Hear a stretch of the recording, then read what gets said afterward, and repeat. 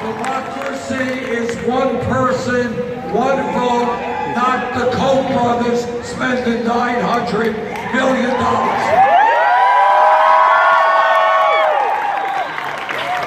Together, we are going to end a rigged economy.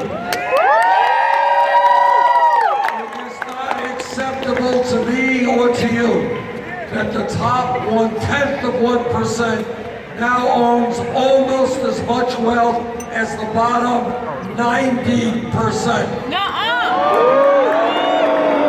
It is not acceptable that all over this country, working people are working 2 or 3 jobs trying to bring in some income and health care, while 58% of all new income goes to the top 1%. Together, we are going to create an economy that works for all of us, not just the people on top.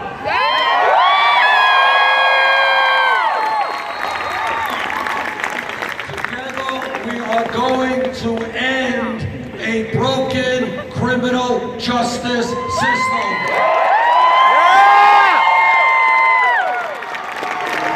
Instead of locking up kids, we're going to be investing in education and jobs.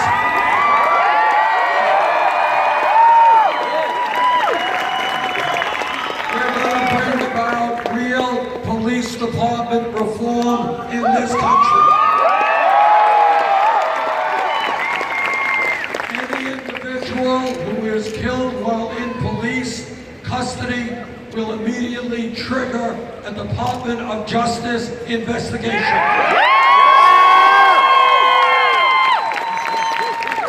Together, we are going to protect a woman's right to choose.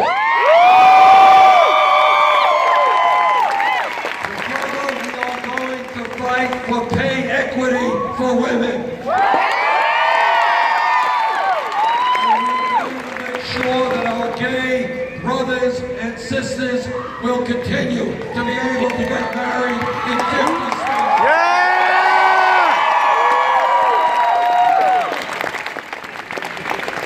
We are going to redefine what public education in America means. 50 years ago, it was fine that people could get a free education from the 1st grade to the 12th grade. But the world has changed, the economy has changed, people need more education.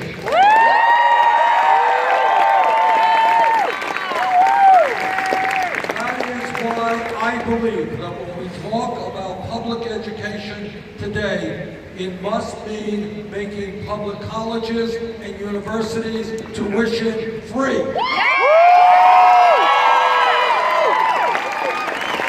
That is not a radical idea. That is an idea that exists in many other countries around the world. I want every kid in America, in the 4th grade or the 6th grade, to understand that if he or she takes school seriously, that child will be able to get a higher education regardless of income.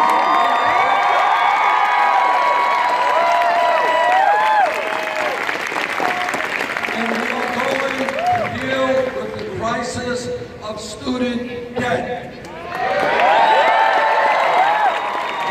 You know, people come up to me and they say, Bernie, how does it happen when everybody told us that we were supposed to get the best education that we can? Why are we $50,000 or $60,000 in debt? What crime did we commit? And the answer is that what we have got to do is make it clear that when you get a higher education, you are rewarded for that, not punished.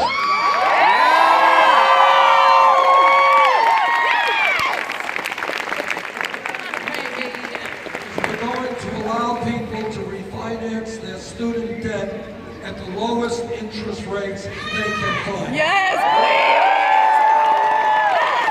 Yes! There is one major country on earth that does not guarantee health care to all people as a right. That is the United States, and together we're going to end that international. The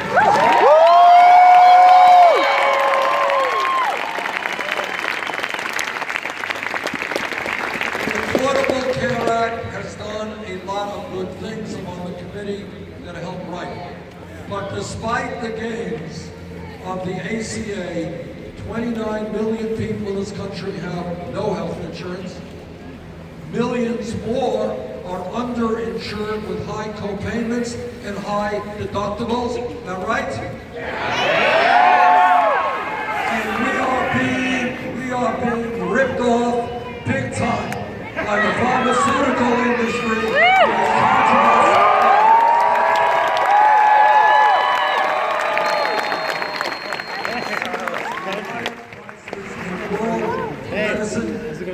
Here's something that is pretty crazy. 1 out of 5 Americans who gets a prescription from their doctor cannot afford to fill that prescription. We got elderly people in this country who are cutting their pills in half because they can't afford medicine. And on top of all of that, turns out that we are spending much, much more per capita on health care than are the people of any other country.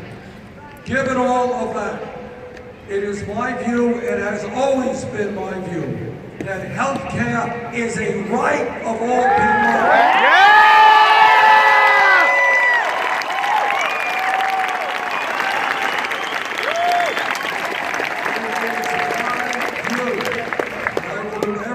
I can to make it happen.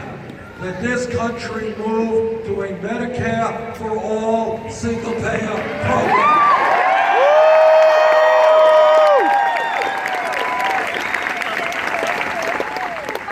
When we talk about the great crises facing this country, there is one issue that impacts not only the United States, but every country on earth. I am a member of the Senate Environmental Committee. I have talked to scientists all over the world. The debate is over. Climate change is real. Climate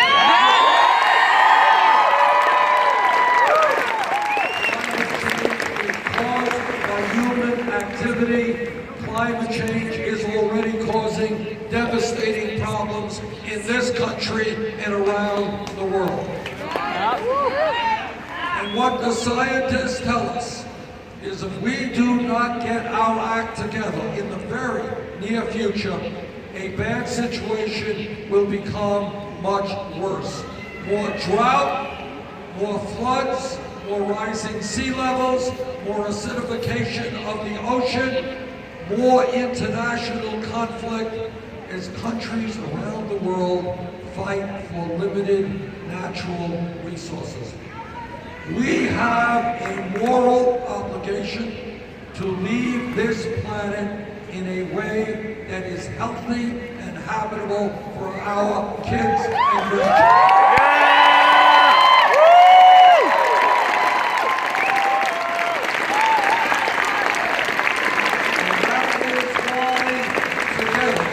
Are going to take on the fossil fuel industry.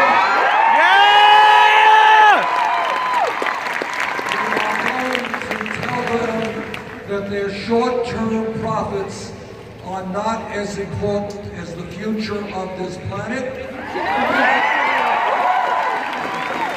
are going to transform our energy system away from fossil fuel to energy efficiency and sustainable energy. And when we do that, we create millions of decent paying jobs in this country.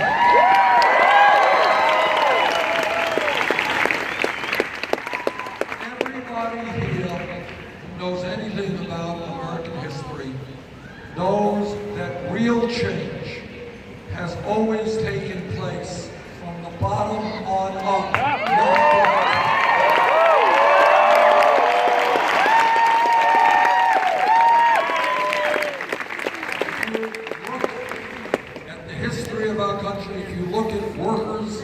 standing together to form unions, to fight for dignity in the workplace.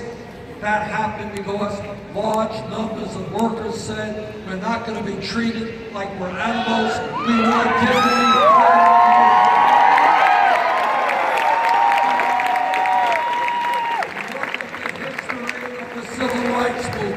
It is millions of people, African Americans and their white allies, saying, in this country, we will not accept racism and segregation.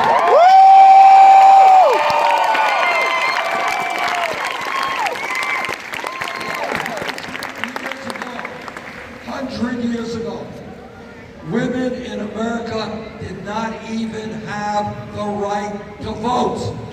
Women did not have the right to go to get the education they wanted, couldn't get accepted to schools, couldn't do the work they wanted. But women were prepared to go to jail, were prepared to stand up and fight back.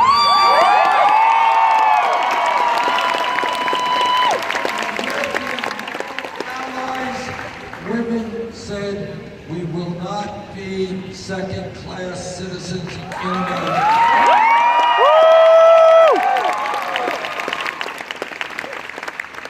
10 years ago, not a long period of time, if somebody here were to jump up and say, you know, I think gay marriage will be legal in 50 states in America, the person next to him would have said, what are you smoking? That's what that raises a whole other issue.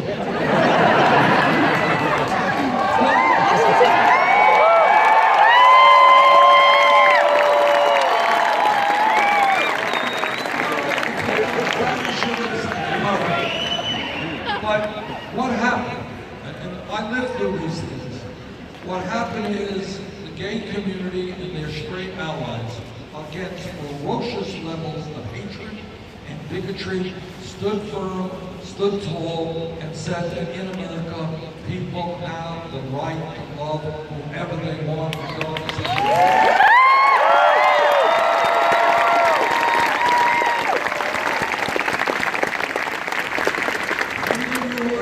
example, which is very close to home, right here in this city. If we were here 10 years ago, no time at all, and somebody jumped up and said, you know, the $7.25 an hour federal minimum wage is a starvation wage. We're going to have to double that minimum wage, make it 15 bucks an hour. The person standing next to him would have said, you're nuts. You can't double the minimum wage, 15 bucks an hour. You are out of your mind. Never gonna happen. But you know what happened? Fast food workers all over America went out on strike. And fast food workers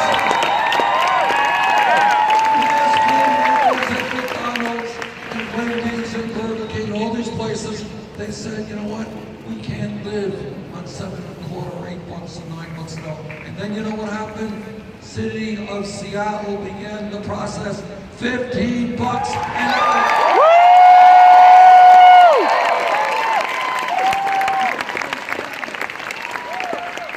And then San Francisco and Los Angeles and Oregon and New York, 15 bucks an hour. Yeah!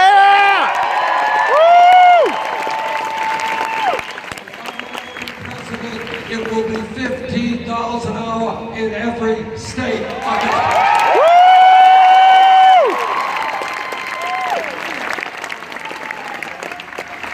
Now, I want to just very briefly talk about some of the differences between Secretary Clinton and myself. For a start, and very importantly, we raise our campaign funds in a very different and significantly different way. I made a decision early on. I don't want a super PAC. I don't represent Wall Street, and I don't represent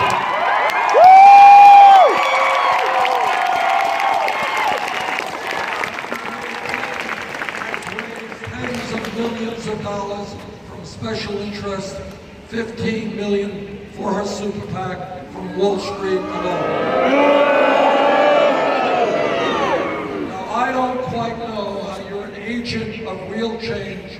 when you get huge sums of money from Wall Street, the drug companies, the fossil fuel.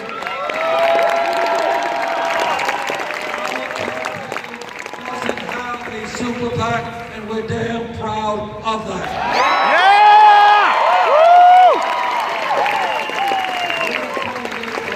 Over 5 million individual contributions, $27 an average.